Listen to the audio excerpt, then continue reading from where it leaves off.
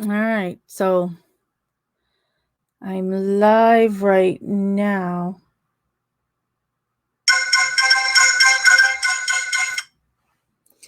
I have sent the link to get into this to Mark by Facebook message.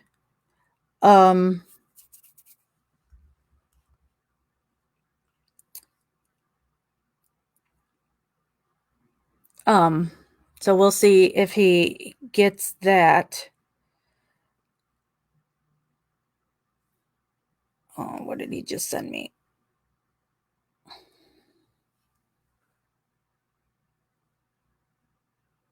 Okay. He wants me to email it to him. So let me go to that. Learning new stuff.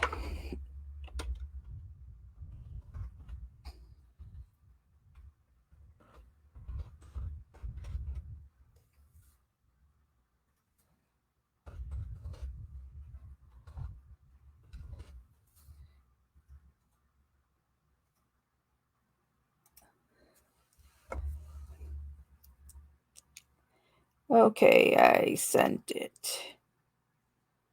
All right, I sent it to Mark, and hopefully he will get that, and we'll be.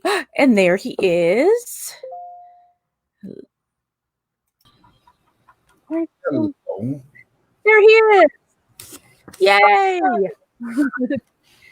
Can you hear me all right? Can you hear me? I hear you. Okay. So Yeah, I went on here at 3:00 and then discovered that Facebook doesn't let you do the two people anymore. It's been a long time since I've looked into that. And so then I was like, oh my God. So now I found this free thing, this StreamYard, that I'm able to take this and put it right to Facebook. Oh, So I there we didn't go. know StreamYard allows you that. Yeah, so it's And new it's to a me. free account. It's totally free account. Yeah. That's even good. It's better than Zoom then. Okay, because I've been doing searching and it popped up. Then you know how Facebook spies on you. So then it was an ad on Facebook that came up in my feed that said the StreamYard. I'm like, all right, I'll click on it and see what happens. Right. And I wonder how this sets up, how you can get. So it just, once you send the meeting or whatever, you open it up to the meeting, it automatically goes over to it. Yeah, it's automatically on Facebook right now on the Justice with Jack's Facebook page. Oh, okay. Okay. I didn't know that. So you can open this app up and it'll automatically go to your Facebook page. You have to click where you want it to go. So I guess you can Wow. also do it to like your YouTube or whatever. And I've got many different Facebook pages. So like they all came up and then I had to select which one I wanted it to go to. So something you may want to use then also, for doing the stuff that you do. One thing I will suggest, could you put the hashtag torture is a crime in your link? That way I'll be able to clearly be able to, I know how to download it. I know how to go to your page and get it, but it makes it easier to download that way. Okay. Right. Yeah, I'll add that in. Yes, ma'am. So thank you so much for joining me today on this and learning this new program for Facebook. Yes. I would like you to first introduce yourself to people and tell them your story because I have followers from around the world, so they may not have heard your story before. Well, please forgive me. I am a smoker. And that's the good thing about being quarantined. You can be away from people. Yes. My name is Mark Clements, and I am a Chicago police torture survivor. A Chicago police torture survivor is a group of individuals that were taken down to either Area 2 or 3 violent crimes unit, and they were tortured Some was tortured with cattle prongs in their rectum area. Some of them had cattle prongs stuck to their body area. The grabbing of the genitals and testicles, the beatings with water hose and telephone books, and etc. What is mainly highlighted in these tortures is that electrical devices and shock boxes were used to gain confessions. Well, I am one of more than 200 African Americans and Latinos that were taken down to the police station and tortured. My torture occurred in 1981. I was a 16-year-old juvenile out of the Chicago, Illinois area, taken down to the police stations incommunicado of my parents, told basically that I was a liar, smacked, punched, having my genitals and testicles grabbed and squeezed not only once but on two different occasions by a alcoholic detective by the name of John McCann. I was given, therefore, as the result of a confession, I was given natural life inside of the Illinois Department of Corrections, contributed with a young lady who tried to collect a reward to this arson fire, her name being Ramonia Patton. And she basically gave police probable cause to at least take me down to the police station and to question me. Ramona Patton had singled out several other individuals in the community before finally resting upon me and a brother by the name of James Robinson and Kenneth Minor and Tommy Jackson. I do want to mention them, despite the fact that neither was charged with the crime, but all was tortured at the police station. Given 4 counts of natural life, I served 28 years inside of the Illinois Department of Corrections before being released in August of 2009, taking on the administrative role with the campaign to end the death penalty for 8.5 years, able to do some pretty amazing work in that field.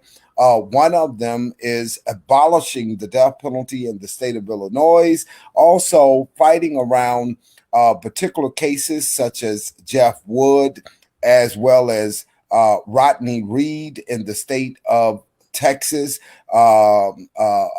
Troy Davis out of Georgia, and just so many different cases over the years. Today, I am concurrently working with the Chicago Torture Justice Center, primarily in the field of criminal justice, primarily observing cases inside of courtrooms, studying cases of wrongful convictions and torture.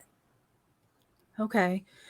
So how did they coerce you? I mean, was it just that, was it, how many hours did you have to in? Well, it is estimated that, and I didn't have a watch, so I could not properly determine, but it's estimated that it occurred between 11 to 14 hours within the interrogation. There is credible evidence to suggest that maybe it even occurred even longer. However, man, up under those, I would say, uh, being in the fire of these interrogations and locked inside of an interrogation room as a kid, 1 hour is more than enough. And 1 hour is more than enough to determine if someone participated with the crime or did not participate with the crime.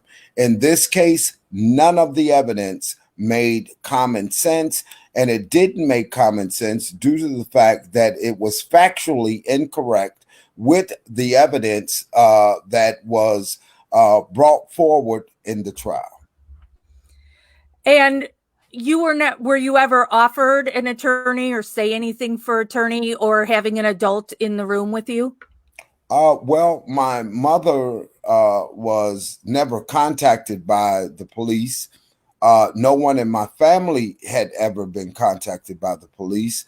And I would really say that I didn't have the knowledge of really understanding what the Miranda rights really meant.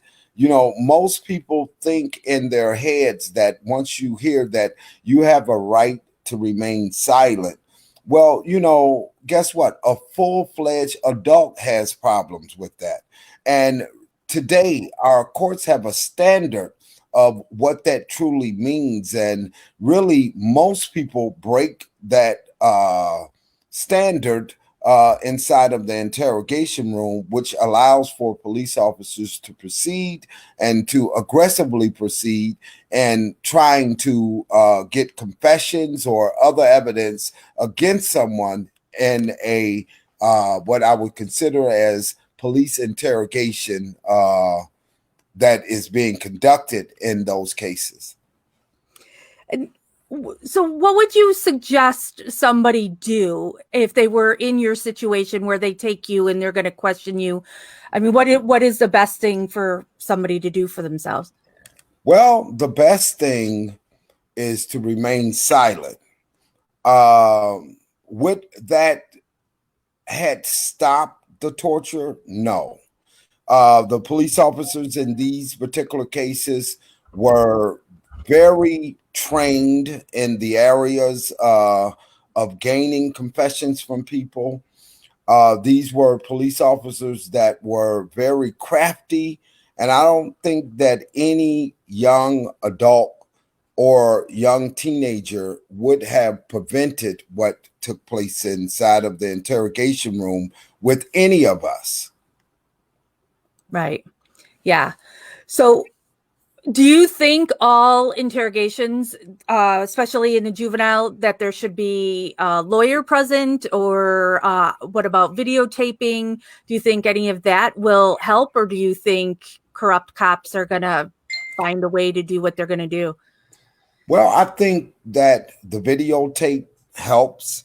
I think that having counsel present helps. I think that now in the state of Illinois that your parents can be contacted and they can be somewhere inside of the police station. All of this helps to try to prevent false confessions from being gained by coercive police officers that just, man, they are determined to get a confession.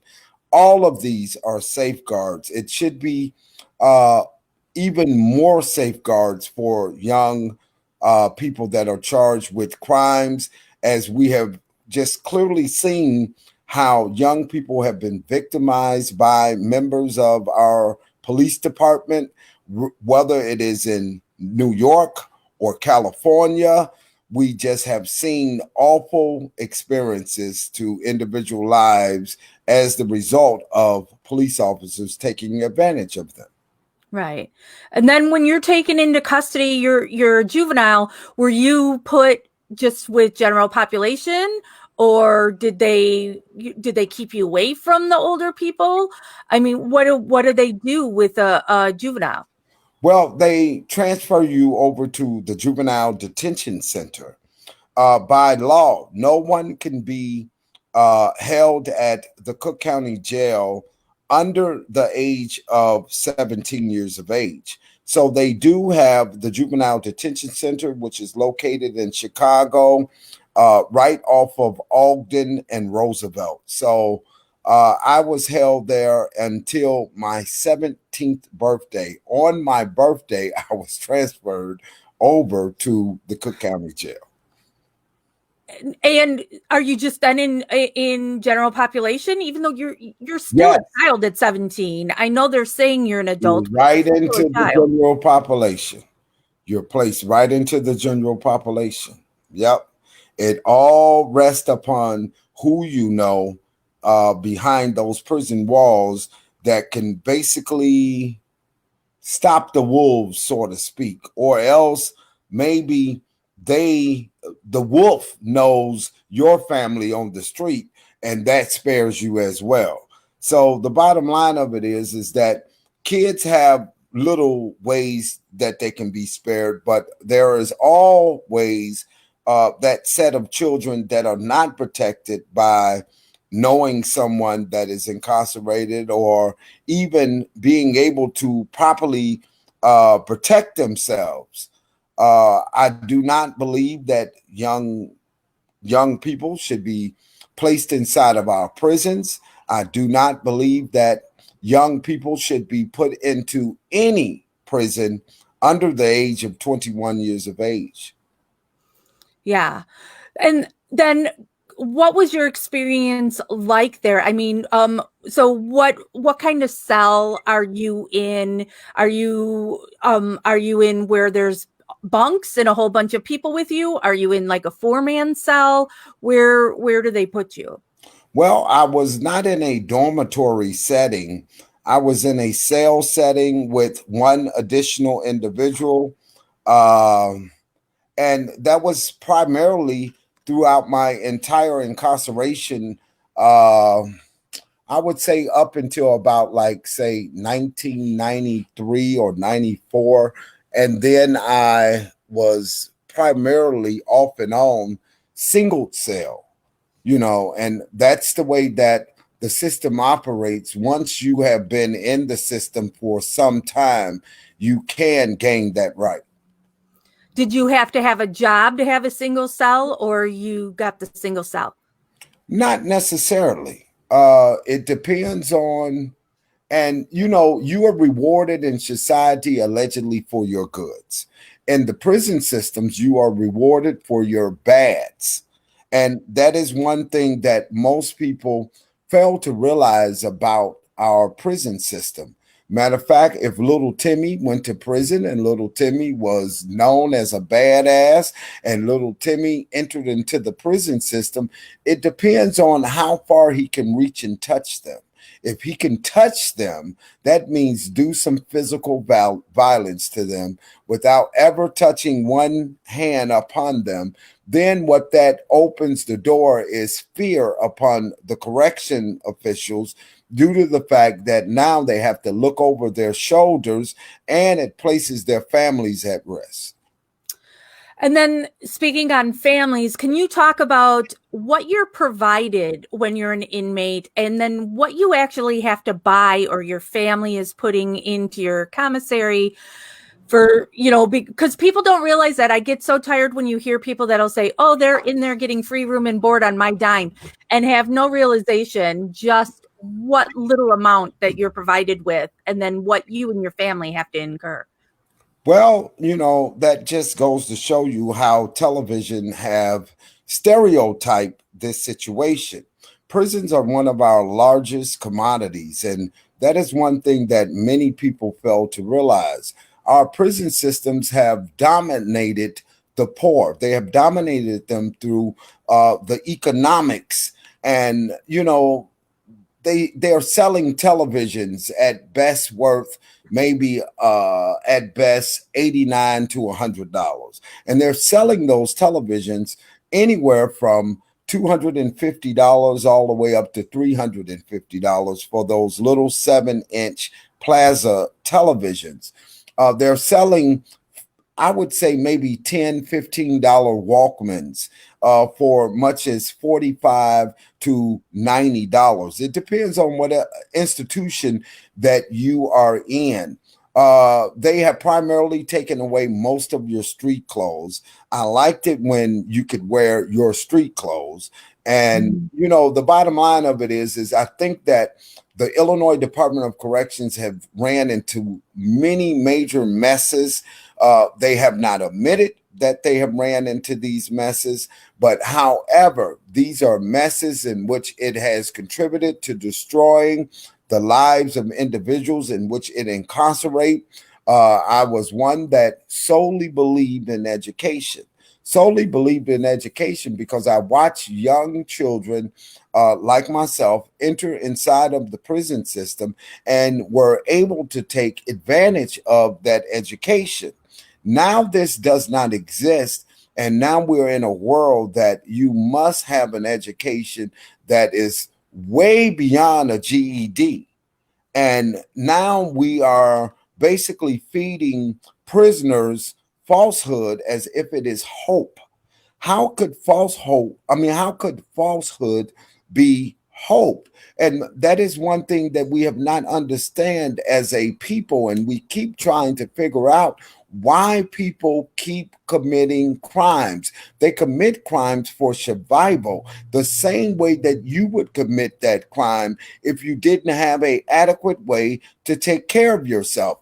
There are so many people today who thinks that there are ways that you can take care of yourself and leaving the prison system, but what they fail to realize is those ways are criminal.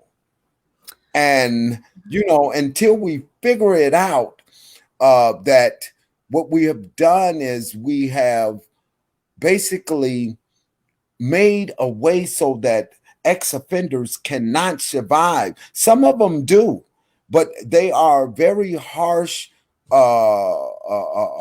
roads that men and women must travel so that they can succeed. And once you do kind of like figure it out, hell, you ready for retirement with no retirement. Right. Yeah, because there's no real resources for you once you're out to try and help you get back into society, right? Yes, there's no resources. There is no, I would say, adequate counseling that exists.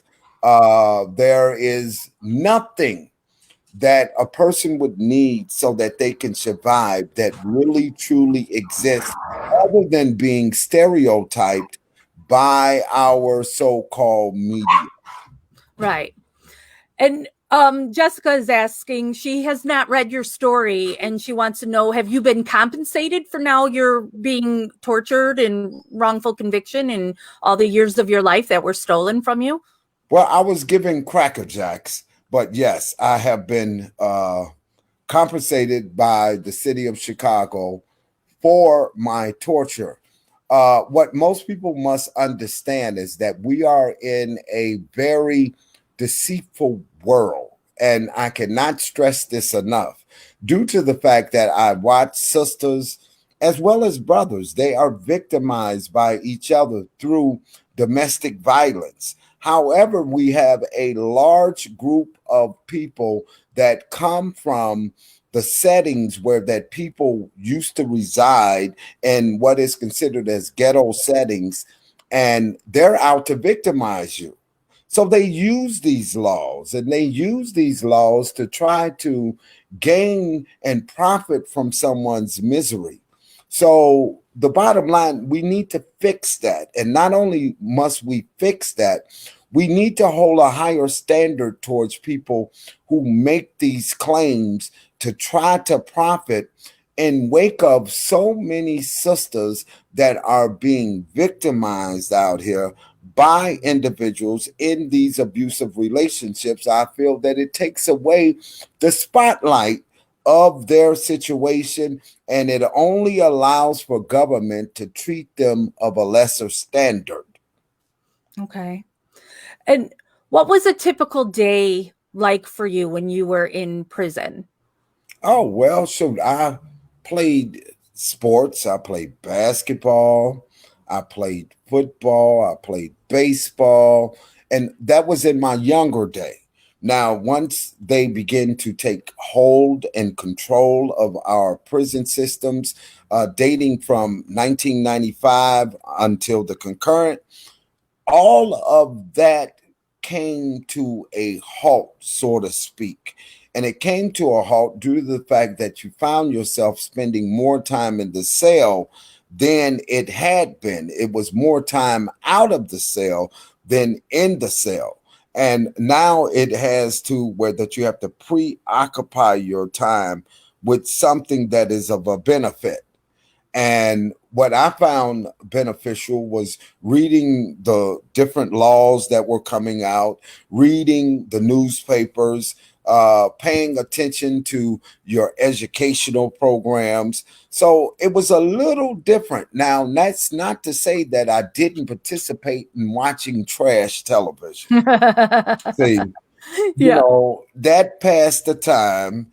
I'm a sports lover, so I watch the sports, and that would take away a nice good chunk of time watching a couple of games.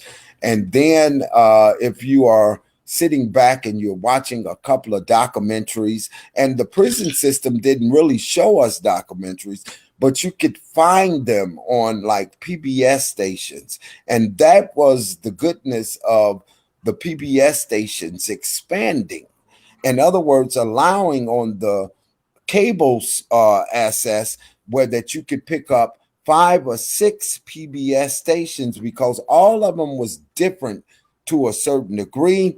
And I just found that the documentary PBS station was very helpful in watching and trying to learn about the systemic conditions of our criminal justice system, of our police, understanding fully that the police, what they were first designed to do was to serve as slave catchers. And many of us fail to realize, and many of us today, we fail to realize what the black codes were back in the days of slavery, where that we watched maybe a Caucasian receive 2 or 3 years for a crime, and the other person received 100 years for that crime.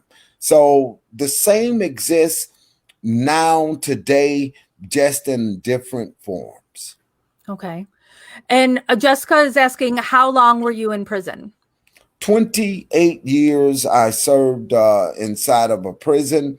And that was primarily because what most people fail to realize is that our criminal justice system play political football games. Political football games. They don't want to admit when they have made a mistake. And not only do they don't want to admit when they made a mistake, it's hell to get out of prison. And then once you get out of prison and it took all of your little energy, you feel like a baby coming out of the womb again. And once it's taken all of your energy to get out, now, you hit with this disaster. Society has nothing to really offer. Believe it or not. Now, most people will say, well, that sounds like a statement of institutionalization. No, it's not. It's a fact and a reality that we set back and we allowed for a president primarily, and President Clinton, because President Clinton did the most harm against poor people than any sitting government when it came to criminal justice.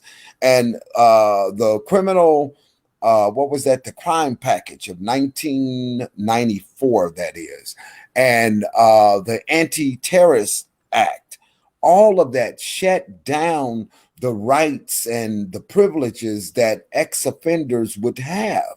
So these agencies that once existed, they no longer exist. It was back in the day in the 80s, I would watch men and women go home.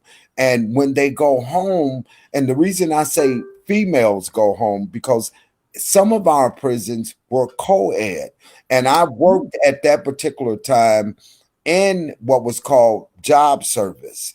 And that was to process people that were leaving out of the institution. Well, they got a job. You couldn't leave prison unless they found you a job.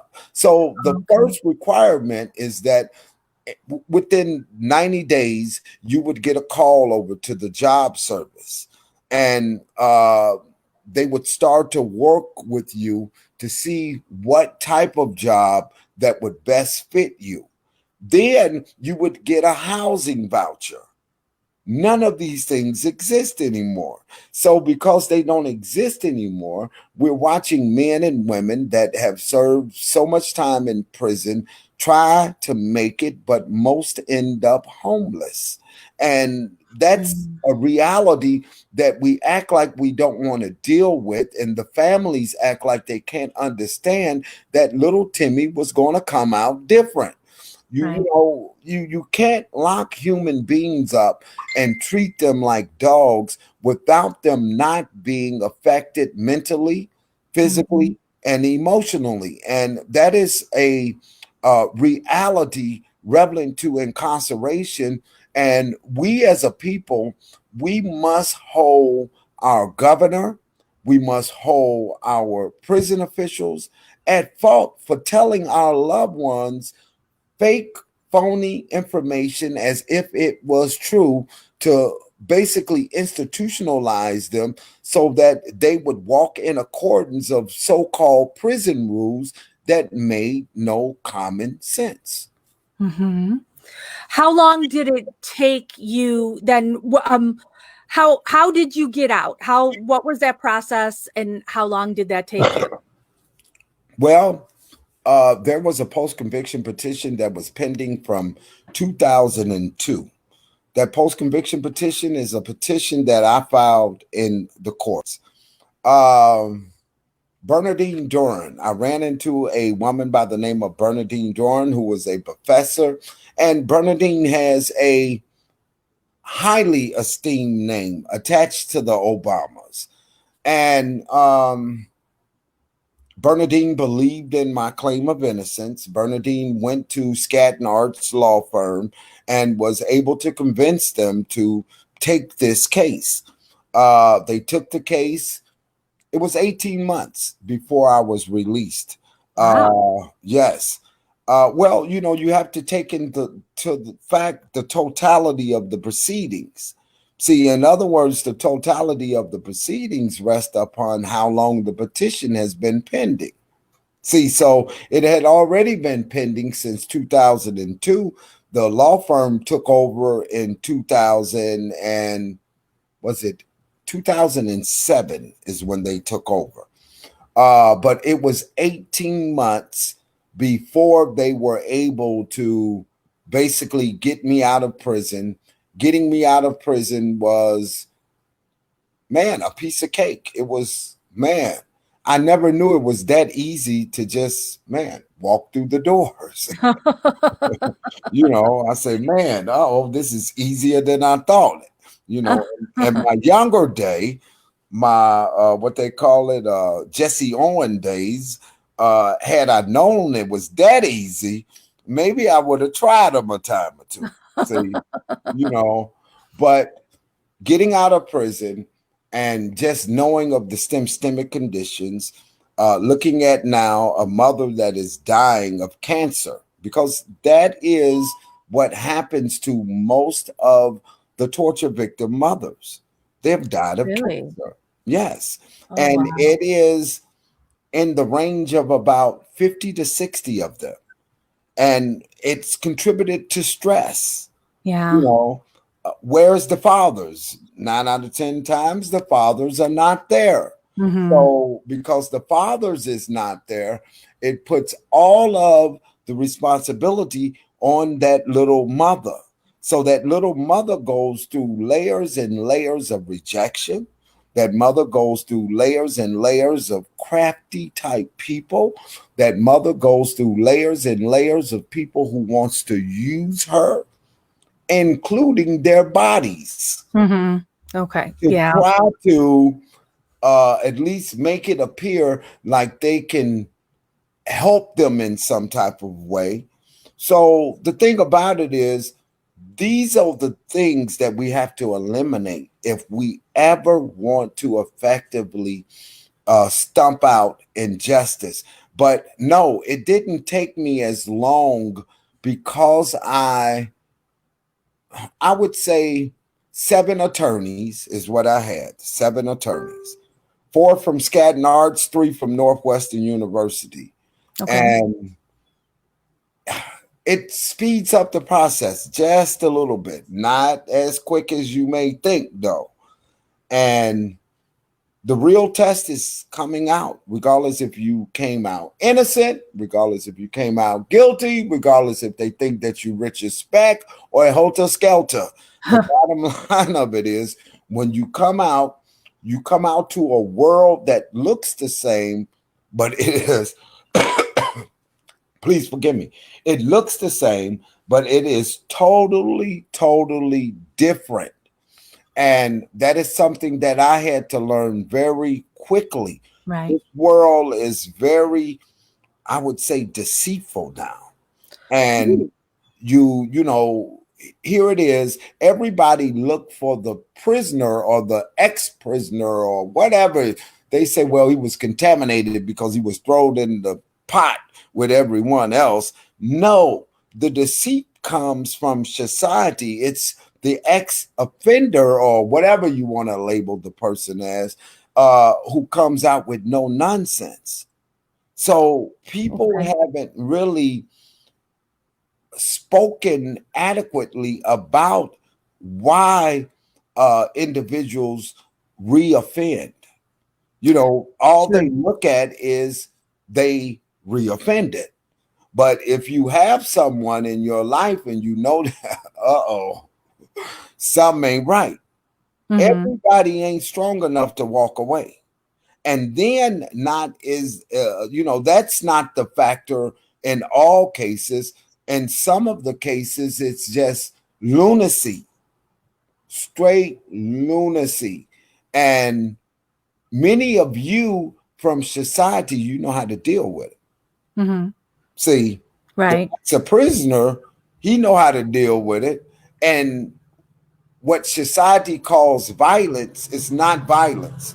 This is something in which I would say a certain criteria of human beings have been inflicted to, and that is called overkill of domestic laws. In other words, you mean to tell me you didn't took away the old good old argument out the household? It's domestic now. Okay, you can look at them the wrong way. It's domestic now. So if you really study prisoners, prisoners develop eye signs. Right. They have to do that to survive. Wow. Prisoners develop ways how to stand. Right. Because it gives a signal to the other individual, basically either to leave you alone or come on with it. See, so people haven't learned, prisoners, and it goes on to, like, I talk to many different sisters and brothers that are in relationships with people that are in prison, and I tell them, well, let me tell you, your concerns is like nonsense. Well, I'm just worried that when he get out, that he don't go and cheat. I said, well, how long he been locked up? He been locked up 20 years. I say, it's all out of him. And they say, no, you just don't know him, and blah, blah. I say, listen here. People, until the day we die, they're going to have give for gab, okay? The older people, when I was a kid, they would sit around and they would sit about, yeah, girl, you just don't know, can't do anything.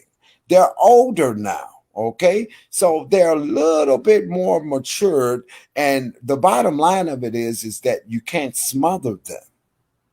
See, if you smother them, then you have imprisoned them again, and now you get pushback. So when you hear that person raise their voice, what people do in this society is say, see, I told you, he was violent. Hold up, sister, you just took my whole bank account. And that's the type of things that you go through out here. In other words, you go through what's called, you start to understand why she was single. You catch on? But you just don't learn until you experience a boo-boo.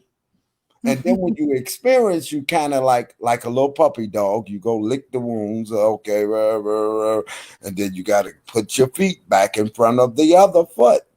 See, so we have a system that is determined to entangle masses of incarceration and the people because of its own craftiness. And I'm just telling you what I know. They have went to government with fright and fear. Oh man, little Tony gonna kill me. Yes, he is, because tell the truth, you took his money and you ran away. Okay, so we have to deal with the realities as to why these things are occurring. Am I sitting up here like a fool and saying that domestic violence? No, no, it should never occur under any measure. But if we want it to stop, See, Mm-hmm. that means we have to come out with a common sense approach. The way that the law has it, no one lives that way. No Okay. one. I know judges who curse their wives out all the time. I know Mm-hmm. police officers who curse their wives out all the time. So here it is. The poor people who is not protected by the law is the ones victimized by it. Yep. So most of the brothers and sisters who get out of our prison system, they experience that, including, yeah, when I said sisters, sisters too, because some sisters will, oh boy, they'll give you a new identity. A new identity.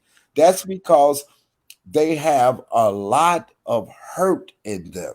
And now, rather than, I'd rather for a person not to say anything to me rather than to hurt me. See, Okay. and that's the way that most of our sisters are. They have been traumatized. They have been traumatized and exposed to things that they never should have been exposed to. Mm-hmm. So I really did not really begin to fully understand the magnitude and the damage of women that were locked up inside of the prisons until in the 1990s, learning at how there was rings of correctional guards that would rape them. You know, when they went to eat, there was someone getting raped every day at the white prison. Mm-hmm. And the bottom line of it is they were not getting any help once they get raped. Right. They were blamed as the individuals that basically caused it rather than for the officer to be held accountable. So Mm-hmm. the thing about it is, man, I fight sun up to sun down for all common sense approach laws. Unfortunately, man, we return out here back in this society and the laws don't make common sense. And I'm Right. just keeping it real. Find me anywhere in which you can have a heart for a prisoner or you can have a heart for anyone that have had to suffer incarceration, but you're telling them they can't go to their own mama house to live. You telling them that if they have a child, then guess what? If they're a sex offender, they can't be around their child. Now, let me tell you one thing I will say. Society's notions of sex offenders is like zero. It's all profit. And Oh. people have taken the narrative of the system rather than the narrative of the reality. Yes, there is a small percentage of them that comes out and terrorizes this society all over again. But Mm-hmm. that very small percentage is magnified as making it look like all is doing this. Let's tell it like it is. It happened to some Caucasian, whoever it is, okay? And she was Mm-hmm. victimized. And our elected officials used her victimization to now handcuff everyone. Oh. And Okay. that is what happens. Let me tell you, I know some sex offenders who have changed their lives, but they Mm-hmm. can't move forward. They Right. can't move forward. They can't do anything. Find me anywhere in this world where that you're going to get a job and you have to identify. Guess what? I am a sex offender. Mm-hmm. Right. And that's such a broad term, the sex offender. So people think it automatically means this, but because like one of the cases that I advocate for, he's in prison because his wife accused him of raping her, which Mhm. didn't actually happen, but she wanted to get rid of her husband and take everything. But now, and he's currently in prison, but when he gets out, he's always going to be a sex offender. Well, let me tell you, that's the biggest scheme and scam that has been allowed to operate out here in this society about that because, I can't speak for other people. Mm-hmm. I have resided in the ghetto. I call it leaving the prison to the White House. Right. I've been in that setting and all of the boozy settings and Mhm. the downtrodden settings.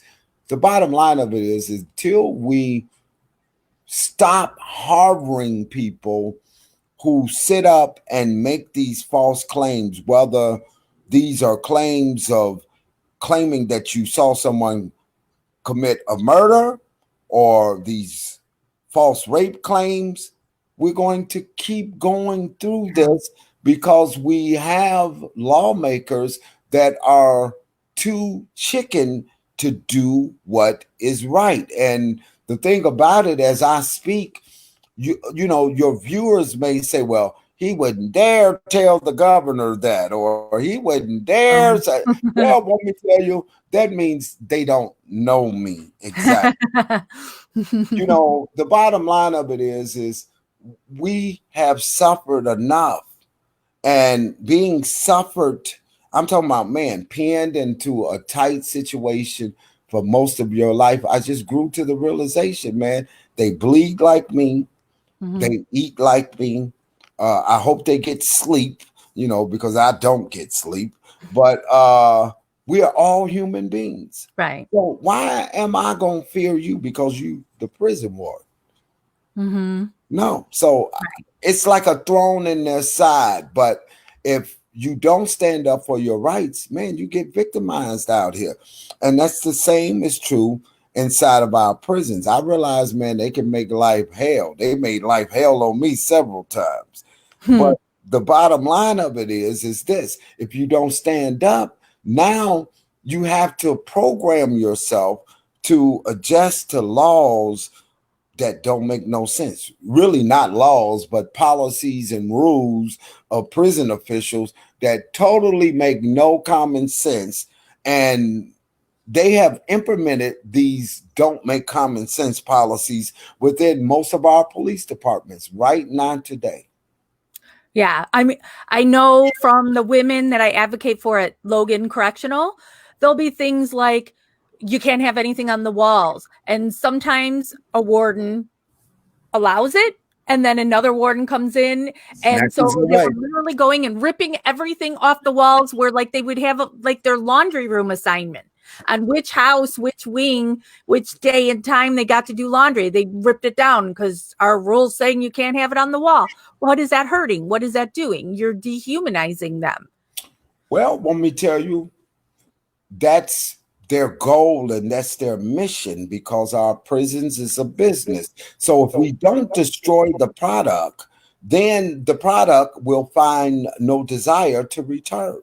But if we destroy the product, and we must do it through right here first, and we begin to work on them mentally and physically and emotionally, we begin to now overtake them.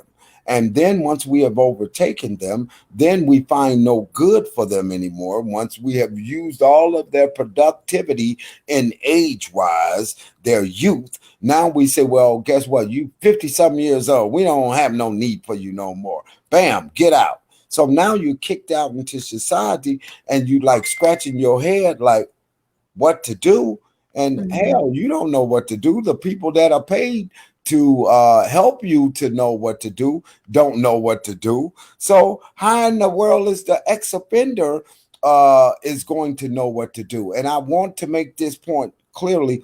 uh, I'm only using the term ex-offenders or offenders so that people can identify uh, what I'm speaking of. I Mhm. hate that term, you Okay. know, I hate that term, but it has to be so that the people gain a concept because we have been a people that have sat on our rear end for much too long and have not done anything to really effectively change man, these Jim Crow laws, man, and this stuff, man. Still, it's what was the young man who was killed in New York, Eric Gardner, and he said he couldn't breathe. Couldn't breathe. Well, we can't breathe, you know. Right. Shoot, we can put our hands up and we can get shot. We can put them Mhm. down and we can get them shot. We can Sandra turn Bland. around and get shot. So it's damn if you do and damn if you don't. Right. What can people do? Is there anything that people can be doing to try and change this? Yes, and it's the most hardest thing to get done. It's called unity. It's called, it makes literally no common sense for so many people here in America to belong to unions that don't adequately represent them. It is the dumbest thing I have ever seen. People pouring out all of their little hard earned money to these unions. We must unionize ourselves and we must stand before those politicians and say, well, if our union is we the people, we don't support you. And we the people, we working against you. And we the people, we going to do everything in our power as a collective group to make sure that you do not achieve what you wish to achieve. So people are looking at this as a bunch of nonsense. Yes, someone may become rich as being the head or the president of the union, but the bottom line of it is make sure that that president don't be like the other presidents, and make sure that he gets his butt up there to have a voice for us. Because let me tell you the reason I say maybe someone may get rich, because that's the possibility of being the head or maybe the vice or maybe within the body. They become a little bit more welled off. The bottom line, I have no problem with any of them becoming rich. Just don't lose the focus. And that is what we have suffered, is that so many people have lost the focus. And so many people, I would say that in activism, is so divided. And Mhm. being divided, we have lost our power. We have lost our power because we don't know what. Put it this way: when I first got out of prison, and I was working with the campaign to end the death penalty, and I was working on cases not even in the Illinois area, I would go to Jesse Jackson, and Okay. people say, "Hey, what the hell you go to Jesse for?" Blah, blah, blah, blah. Jesse can get the national media. I Yep. can't. I can Mhm. stand there with Jesse. I can nod my head. Okay. I can hold my hand up. Okay. Now, what was my mission? My mission was to get the national media. Okay. Mhm. By any means necessary. It's just Right. happened that I got to go to Jesse to Mhm. get it done. So Right. a lot of people fail to realize this. Man, the man is super old. And they want him. See, he's a super old player. And the Uh-huh. reason I say super old player is due to the fact that an activist is willing and dealing. That's Yep. really what it is. It's Mhm. negotiating. The best one who can give and gab, that's who win. Jesse Right. was able to be the best one to give and gab. And yes, there are some things that maybe he should have addressed. He and people Uh, don't understand that. Maybe in the morning, his complaint is oh Lord, why did you wake me up? You know, I was sleeping good, and man, you should have just let me sleep. So I think that we have lost our identity through greed, and I'm just okay. being honest. Yeah. Mhm. Carrie is asking, do you use what you've learned to mentor young people now? Help them stay out of trouble or Man, I do it every day, man. I do it every day. And her name is Terry, or brother Terry, or sister. Carrie, Okay. sister. Okay, sister, guess what? If I had $1 for every time I do that, I would be Donald Trump standing at the podium because I would be rich. Okay. Would I necessarily want to be standing next to Donald Trump? No. Okay. I would take his money though. Oh, Okay. absolutely. And I will take his money. And my visions are a little bit different than most people's visions. I have this vision of building one of the tallest buildings in the Chicago area, and the building name be called Wrongful Conviction Center. Okay. Right. So that's my vision. Everyone has a pet dream. That's Right. my pet dream. One day I'm gonna stumble and they're gonna be talking about the Powerball is in the billions of dollars. I never have played the Powerball. I'm gonna go in, I'm gonna play the Powerball, and I'm gonna say, give me this ticket and that ticket, and I'm gonna walk away with billions of dollars, Uh-huh. and I'm going to give the poor people what they want. Okay, once I Mhm. give the poor people what they want, it's up to them to manage what they got. See, and Okay. I'm very serious about that because I think what it is we need a start. See, if we get a start, we can employ our own people. Everybody want a wage. Why in the world should I be sitting here eating caviar pork chops when you sitting there eating regular pork chops? Uh-huh. Join in. See, so that's what we have to do. Greed has really just ran away with uh, fighting around human rights violations. I Mhm. remember being in Georgia, and man, I saw all of the big hats. They came down to Georgia around the Troy Davis case, and oh my gosh, the money they waste. Hell, just give it Oh. to us, that money that you're wasting like that. You Mhm. know, come on, help us out. They don't think of that. Right. See, it's the greed. Greed blinds you to the truth. And I've been there, and it blinds you to the truth. It blinds you to the truth of the reality. And what ends up happening is that you make a lot of piss poor mistakes. That's what you do. That's why the rich is that's why the rich get sued over 100 times per day. I'm talking about people who got a lot Um, of money because they're blind to what they're doing. right. They don't realize it. Yep. And that's what you've been doing since you've been free, that you've been trying to help other cases? Oh, yes, yes, yes. Man, I've been literally all over this country fighting for cases that I feel that men or women are wrongfully convicted. And, that was one good thing with the campaign to end the death penalty. They gave me their credit card. Uh-oh. So I was able, and the reason I say that, well, I was a company person, so I did have Mhm. a credit card, but I can go wherever I wanted to go. See, Mhm. so that makes a hell of a difference when you're fighting around these cases and trying to bring attention to these systemic cases of injustice. Because if you can't get there, then you're just a voice of a distance.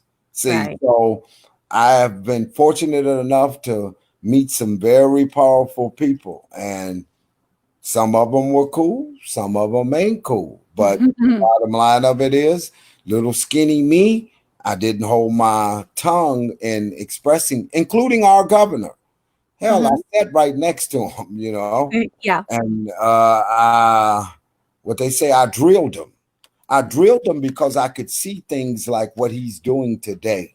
Okay. And that is, maybe a lot of people think that he's letting a lot of people out of the prison systems that fit the criteria of the individuals that should be released.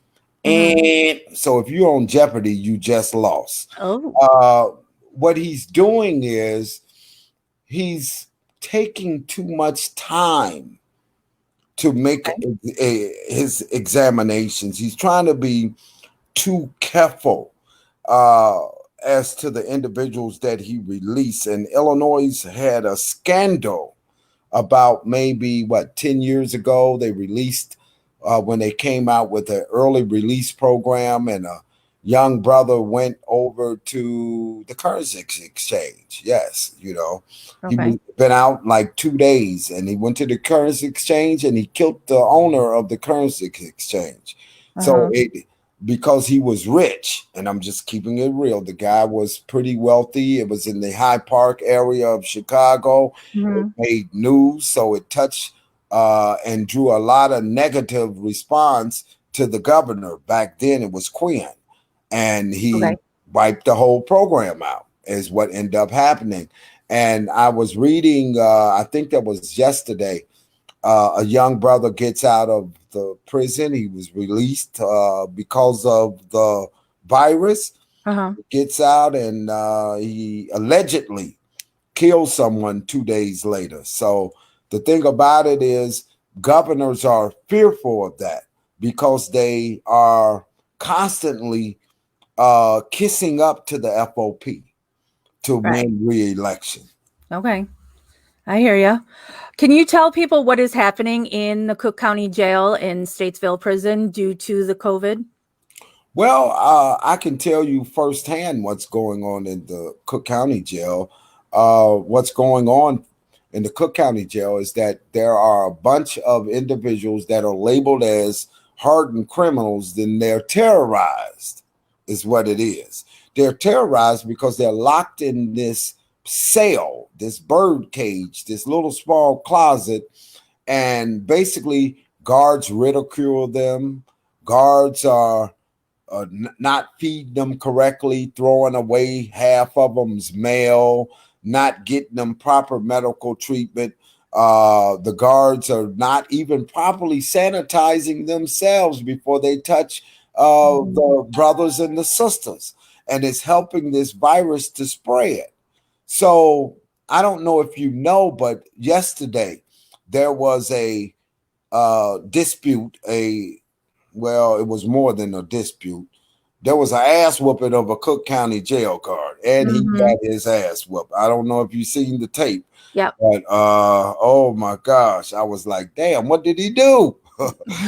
You know, because most people fail to realize those guys just don't go and do that.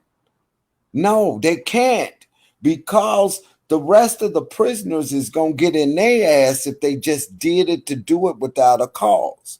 It's always a cause. And 9 out of 10 times, I'm just going to tell you, that was an ass whooping of disrespect. That's what that was. The guard, see, what you see is you see a video, but you don't have an audio. So you never know what the guard was saying to cause the person to react. This guy could have lost a family member. Who knows? Yeah. See, and he could be under a lot of stress right now. He could find out that he would never, ever be getting out of prison. He could be innocent. We don't know. Right. The bottom line of it is my experience of our prison system is that when they get hands laid on them, 9 out of 10 times, they did something that was considered to be 100% bogus. See, because the inmate already knows what he's going to get. Maybe he ain't got his ass whooping yet, okay? But he will get it. They will figure out, and they'll be crafty with it. Yeah. And they'll probably let him go through his trial proceedings, and now he has this other case, and he'll go through that proceeding. And when he gets through with that proceeding, one day he's like maybe 2 or 3 days before shipment, they give him what's called a blanket party. See, those still go on behind those jails and prison walls. And it was a sister this morning, and she was stating that, yes, this is why I got out of there, because of incidents that occur like this. Okay, well, listen here, just treat the guys okay. And I have just always found out they'll treat you okay. Yeah, it's maybe a little back talk associated with it, but let it be, you know? Yeah. And today the guards are coming in and they're crash dummies. They are following out policies that most of them will tell you don't make common sense, but the bottom line of it is ain't no one doing to anything to what they say, repeal those laws and those policies that are so grievous towards those guys. Okay. Do you think people should be released due to the whole virus thing, and how should that be worked? Well, when we tell you, see, you talking to an ex-prisoner, and I say free them all. Okay, yeah, that's what I say. Okay, now the reality of it, I already understand. Master is not going to free them all. He's going to free the ones he wants to free. So the bottom line of it is, I'm happy that the brothers that have gotten out thus far is out. I'm willing to keep putting pressure on the governor to let out more and more and more and more. Because if I was the governor, I would let go. We have 36,000 people incarcerated in the state of Illinois. Wow. I would trim that to 30 immediately. That's what I would do. I wouldn't be trying to wrestle with letting them out this day and that day. And nope, out. There you go. See, because it can all be done with a stroke of a pen. Trust me. And I would say, get out. And I would try to set up some type of way to help them, some type of way to help those guys, because man, there's going to be misery on those guys. These guys don't have a clue. Right. See, you know, so when you don't have a clue and you coming out, most of them are sickly, so they can't work jobs. See, so yeah, they may gibbed and gabbed, and hey, they may have Tina Turner, but Tina Turner gonna want at least a McDonald meal, and if you can't afford a McDonald meal, then Tina Turner ain't gonna want you. See, so that's the issues that many of these brothers are going to come out with, is how in the hell do we survive?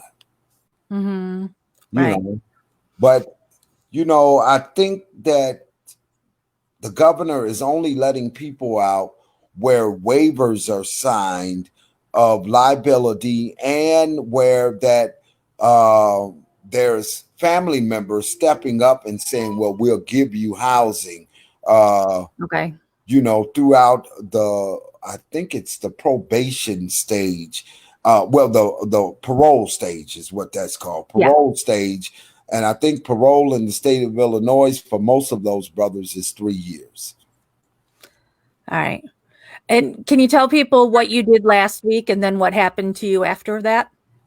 Well, you know, we had a demonstration at the Cook County Jail, and that demonstration was to bring attention to the fact of men and women that are being left behind to die, not only at the jail, but also within our prison systems. Participating with that protest, I did state in my Facebook Live that the governor was leaving people behind prison walls to die, and that he ought to have his ass kicked. Okay. And they took it that I had stated that I would kill the governor. Oh, no. Right. So they put a manhunt on me. They tracked me down. They figured out I had a warrant, and it was a misdemeanor warrant, but that elevates their little garbage that they're on. They took me down to the Maywood sheriff police station, and I found out that it's a black site. What is a black site? That's a site where that police officers may take you there, and you are held there for weeks. Oh my What they're God. trying to do is to break you down so that you will either admit that you did something that you either did do or that you didn't do. See, so the bottom line of it is, one way or the other, they're looking at it, they're going to get you to most likely break down. Some brothers don't, because I call them loners, and at least the ones who don't, because they'll be gone away from home for 6 months and come back home like nothing is out of attack. No one asks them where they were. See, so yeah, they can deal with that, but the most average individual, and especially young adults, no, they can't deal with the mental torture of that. Right. So being basically cited with this misdemeanor warrant, and this is a warrant that is against me due to the fact that I was in a relationship, and man, I walked because the person accused me of, man, I still don't know. All I did was stand up. Hell. Oh, okay. I just stood up and hell, they charged me with simple assault. So she dismissed those charges. Okay. So when I refused to stay in the relationship, you know what it is. The game start all over again. All right. you got to get out of Dodge. So that's what most people do. And they say, damn, if I got a warrant, damn, if this, and it'd be all fake, phony lies. But the bottom line of it is it's against you. Okay. So what most people do, poor people do, they say, get me like Tyson. So I'm pretty sure you heard of that slogan before. You know, get me like Tyson. That means man up, gun up, and come get me. You're going to have to come get me like Tyson. I didn't know that they would literally come get me like Tyson, you know. Yeah. Over a misdemeanor warrant doing the COVID-19. But that's what happens. That's what happens. And believe it or not, it works as ways to re-traumatize you. You're going through now this corrupt, toe up, no good criminal justice system. And, you know, it's like I tell my Caucasian friends, just beat me up when you see me, but I already know it'll be an old bald-headed white guy. So he'll be upset that he got to be at work because he'll have arthritis in his back. And he'll be like, well, can we just please speed this up? You know, he ain't thinking about justice. He's thinking about his back. Yeah. See, and that's the type of judges that most people run into when you are dealing with this criminal justice system. People who should have retired a long time ago. Now, Chicago I think they got 10 young judges, you know, and I call them 10 young fools. And the reason I'm saying that is because the laws are so punitive and they got to follow them, regardless if they like it, regardless if they don't. That's what they have taken an oath to do, and that is to measure out these harsh sentencing to individuals. Some guys get caught with 2 rocks and end up in the penitentiary with 10 years for 2 rocks. No. Yeah. They're saying those are weapons, right? Right. And, you know, it's like I started watching a whole wave of Caucasian people enter into the prison as a result of meth. I'm talking about they was coming in on Sundays. There was so many of them. Really? Yes. And that's when Illinois had filled to it had almost filled to the rim. Yes. We was at 47,000 people with less than 1,000 left in bed space. And Illinois had never reached that close, never in history. And, you know, they have trimmed the system, though, dramatically. I'm just going to tell you what I know. They have trimmed the system by some 11 or 12,000 people. But how many in the system are black and brown? Oh, shoot, man, probably all of them, including the white ones. The white ones, they voted them out. We don't want you anymore. We now classify you as being in the black and brown race sector. So we're going to sentence you as if you are a black and brown person. So, yes, I ran into many of them that are innocent, but they don't have voices. They don't have voices because everybody is running to help. Yeah. Are you still there? You froze up there. Mark's computer's frozen. I don't know if he's still there. Wait a minute and see if he comes back or if he's done here. So I'll just talk while I'm waiting right now. I don't know if y'all hear me, but I'll just wrap this up then. I thank Mark so much for coming on and talking with us today. He is on Facebook. You can find his page, Mark Clements. Whoop. And now he's completely gone. Okay, so you can find him on Facebook, Mark Clements, and you can follow the videos and such that he has on there and the work that he does. And I'm going to, here he comes back. Maybe that was the governor didn't like my comment, you know. Sure. Yeah, so I was just summarizing it, telling people, that they can find you on Facebook and all that, because I didn't know if you were gone or what. Well, let me tell you, I've been in some pretty horrible hotels. So I already know doing national interviews by the cam and oh, you got to beat your computer and everything to make it pick up Wi-Fi.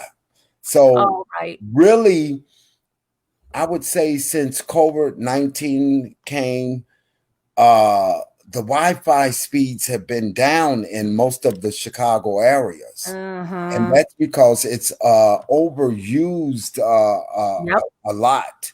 But we're back, and I'm trying to figure out what I was speaking on. It was something with probably some of these demonic people within our prison system.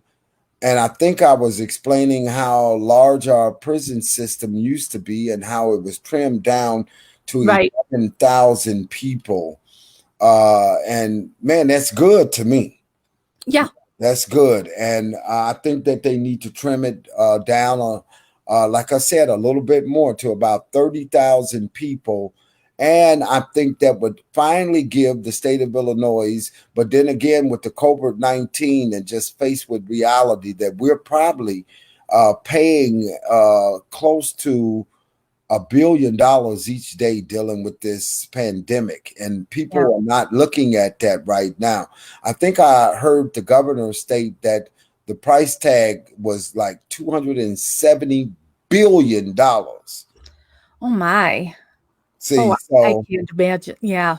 Right. So he stated that he don't like to balance the budget off of the people, but I think what he was kind of like hinting, we're gonna have to do something here. Sure. And that's what they're going to do. We're going to probably get hit the hardest anytime in our lifetime in the economy. That's going to contribute to a lot of different factors. And some of those factors are going to be where that you're going to have more and more and more and more people that are going to be added to the homeless list, and more people are going to be added to the incarceration list right back, because it's going to be some of them banks going to get stuck up out here. See, and because people are going to have to survive. And I don't think that government is honestly looking at that. Yeah. Can you tell people, because you've worked on so many different cases all around the country. So other than your own, what was like the biggest triumph? What was like, oh my God, this, what case that something really good came of? Well, two of them. One is the Troy Davis case. Man, I remember going to Georgia, and my job was to get in there and get a couple of hundred people behind them and do some news conferences and some protests, and went there and was able to mobilize with the University of Georgia State as well as the University of Georgia. And I think that we were able to bring out of that over 10,000 people. So that was a great success. However, what was the dimper is that the government didn't listen. The government didn't listen to the fact that there was over 3 million people who signed a petition stating that Troy Davis' life should be spared. My next would have to be watching John Burge get found guilty for the obstruction of justice and the perjury. And the third would have to be fighting tirelessly 24-hour days, fighting for brother Rodney Reed in the state of Texas, and going to areas which people was like, oh man, if you go in there, man, it's so racist. And I said, well, there's one thing I know we got in common. I said, want me to tell you? And it ain't drugs. I said, want me to tell you, it's mass incarceration. They got people locked up too. So it's how you talk to those people. Of course, you go there as a city slicker, the way that they describe us. Yeah, you're gonna have some problems. Hell, I went there. They bought me beers, and I sat there talking to them. They asked for advice, what they should be doing, and I'm talking about these big old, biker type individuals in Texas. So the thing about it is, I just developed an approach to treat people human. And if you treat them human with respect, man, I think even the most cruelest individual, I have to say, well, at least the person treated me with respect. So this is a road that is difficult. It's one that is difficult. It tears your inner self up. That's what it does. The shell of your body may look okay, but man, each case you come out wounded. Yeah. That's what it is. And how do you feel about the death penalty? Oh, the death penalty should have been outlawed a long time ago. I think that prosecutors were able to use the death penalty in ways to lock innocent people up by therefore having co-defendants sit there and say, well, listen here, it was Tommy who shot the gun, and I'll say that if you give Tommy the death penalty and you spare me and just give me a little term of years and let me out. So I think that it was greatly mismanaged and greatly misused by the criminal justice system. I don't believe in it anyway, even if it was a fixed and it ran perfectly. And that is due to the fact that I don't think now one of us is God or whoever the creator or however we got here. I don't think that none of us can play that role. And government has attempted to play that role to die in some pretty messed up ways is what politicians, they normally lie to us and mistreat us. But when they die, they normally die in some cruel type situations is what I'm trying to describe. Sure. Totally agree. So what organizations do you work with? Well, I worked when I first got out was the campaign to end the death penalty, of course. The Chicago Alliance Against Racist and Political Repression. At that particular time, it was labeled as the National Alliance Against Racist and Political Repression. I helped to form ICANN, which is a group of juvenile ex-offenders, all primarily were sentenced to natural life prison terms. And we have an organization that functions out of Washington and the state of Virginia. Then with the forming of the Illinois Fair Sentencing for youth out of Northwestern University, I did go to school. I went to Northwestern University briefly.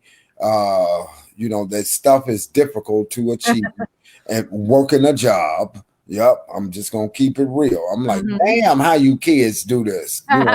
Yeah. They're able to do it. But I did pursue that. I've worked at Ford. That was a challenge because my body is man, I'm old. Shoot, and going to Ford, you got to keep up with the machines, and they constantly moving. Yeah. So that was a disaster there. And I worked primarily with odd little groups and did like photo projects with the Invisible Institute, work for a church briefly. So, the bottom line of it is seeing what they say, the writing on the walls of these, and you got to be able to move on. You got to be able to move on and, make the best of it. But I've worked with every group that you can think of. I have worked with, from the big ones to the little ones. I've met everyone you can think of, from the big ones to the nice ones to the ones that you would just love to see the airplane go down on. So, I met Trump. Yes, this little hand here shook Trump's hand. Yes, I was Oh, in wow. Austin, Texas, of the downtown area, eating uh, a corned beef sandwich.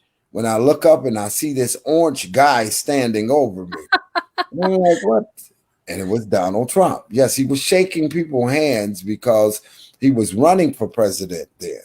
Yeah, Okay. and I don't think he would shake hands too much now today unless it's a baby. But the bottom line, he was shaking hands, and I got a chance to stop him briefly and to talk. Hmm. I think that Donald Trump is going to be Donald Trump, and I'm just going to keep it real. He's been that way all his life. Hmm. Nothing's going to change him. Uh, so just let Donald be Donald. Hope that if he does get back in, which I hope he does not get back in, uh, that those 4 years can move as the quickest as possible. Yeah. Because the bottom line of it is, yes, he's did a few little things against us, but he hasn't hurt us yet. See, he's been more so on immigrants. See, and that's Yeah. been his baby. That's his Hmm. baby. Trying to track down the immigrants and break their families up. See, Right. and that's what he has focused on. He's did a little damage in the food stamps and where Hmm. that guys who get out of prisons or any of situations, I think they can only get them like one little term, like maybe 6 months, and then once they get cut off, they can't get them anymore for 3 years. Wow. So can you imagine how society is going to look very soon? Yeah. No, that's horrible. Yes. So a lot of people don't understand that. So people say, well, shoot, he should be able to get his life in order in six. Yes, you can go get your life in order in 6 months due to the fact that you ain't never been to prison. But it's going to take him, man, probably 6 years. Right. See, Yeah. so people don't comprehend to that. And you need great family support. And if you don't have great family support, which most of these brothers and sisters don't, then you're just going to fall by the wayside. Hmm. Well, let's leave people with what are you working on now? And is there anything they can do to help you with that? Well, right now I'm working on what's called a shutdown. I think lockdown. That's what we own, lockdown. Hmm. Lockdown projects of trying to motivate the families of men and women that are still stuck behind inside of our jails and prisons. I'm working on basically anything that they desire. One thing that has occurred, we have been a people that have come out with our ideas, and we have always said, well, listen here, you got to do it this way, in order for me to help. Okay. Hmm. Well, how about let's doing it their way? That's their family that's locked up in the prison. And I tell them that all the time. Hey, listen here. I may be the little crazy person talking, but it ain't my family. Right. See, it's your family. So people look at it like I'm on there and I'm complaining about my no.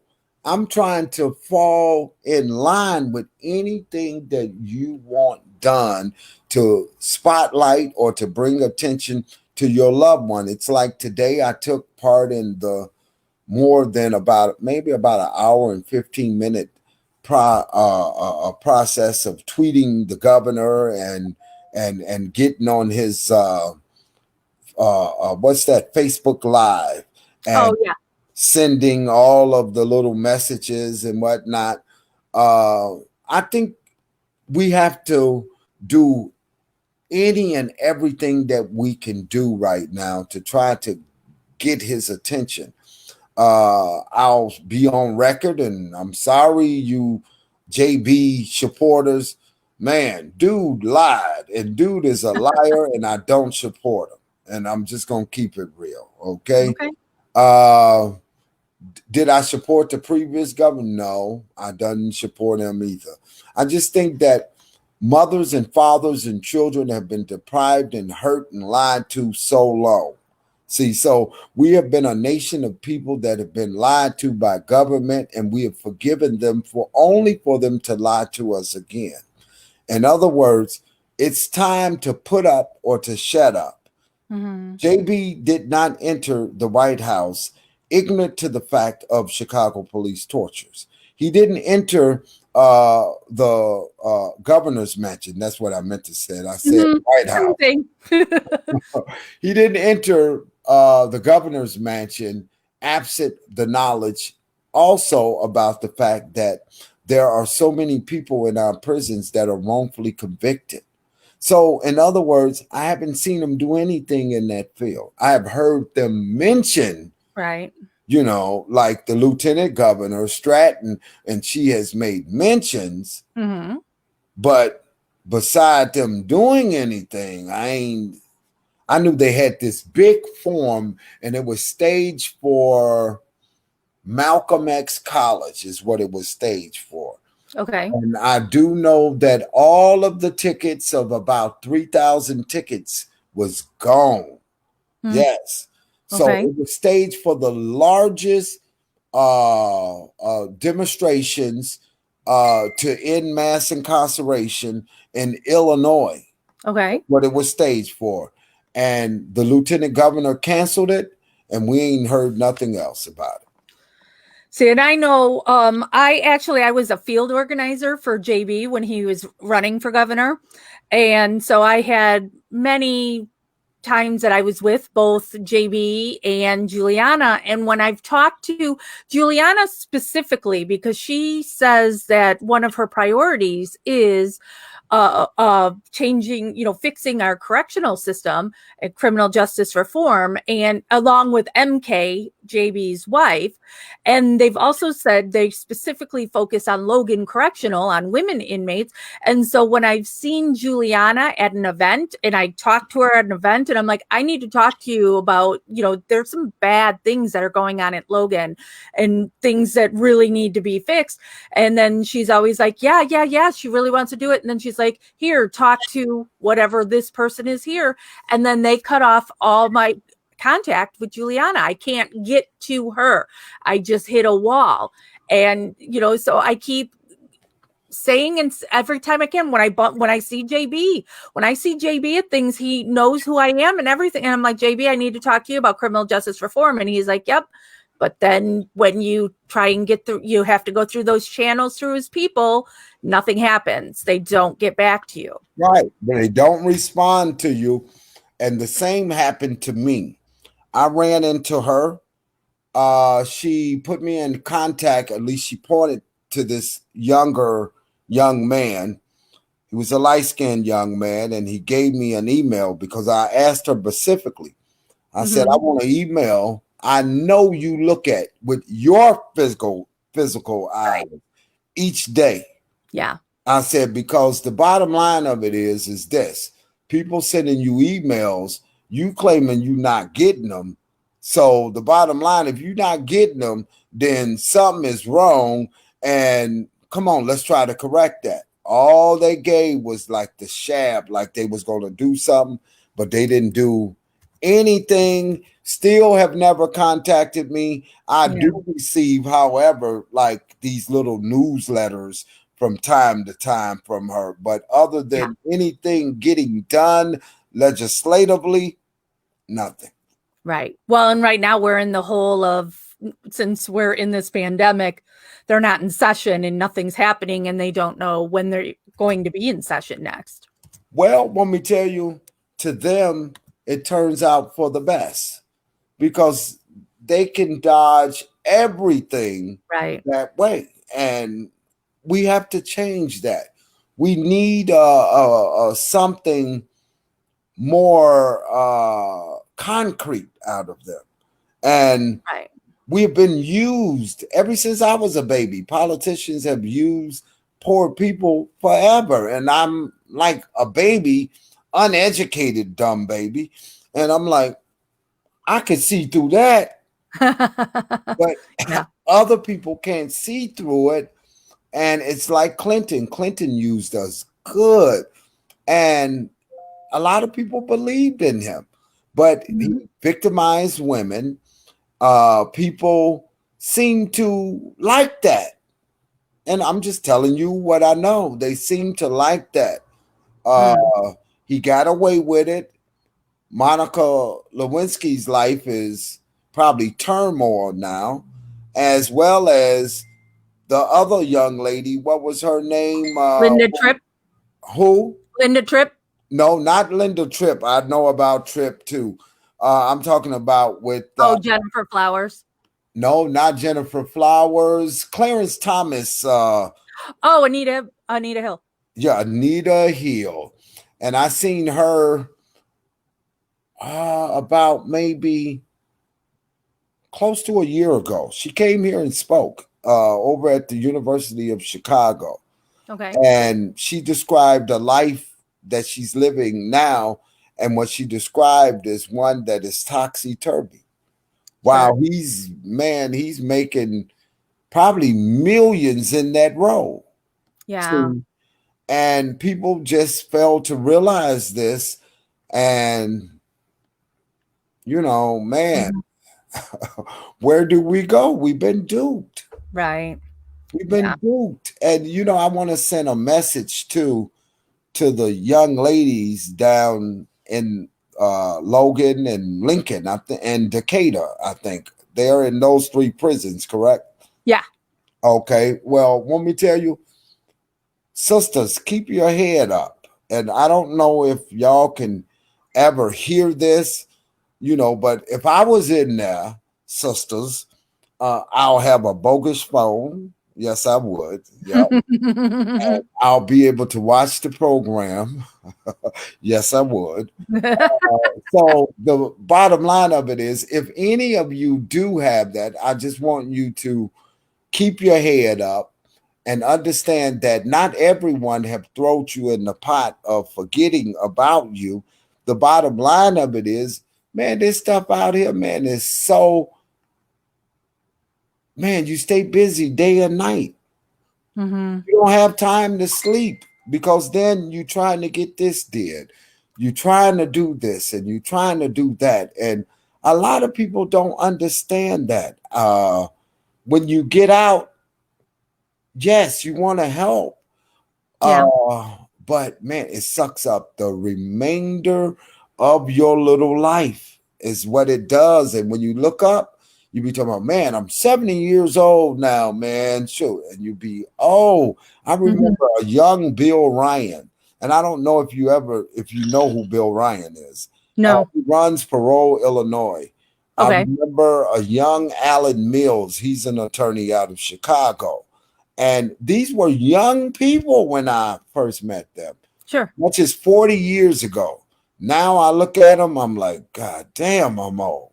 Yeah, I'm looking at them. But you're See, still here, so that's yeah, you still here, but man, I need some oil for these bones. Trust me, some oil.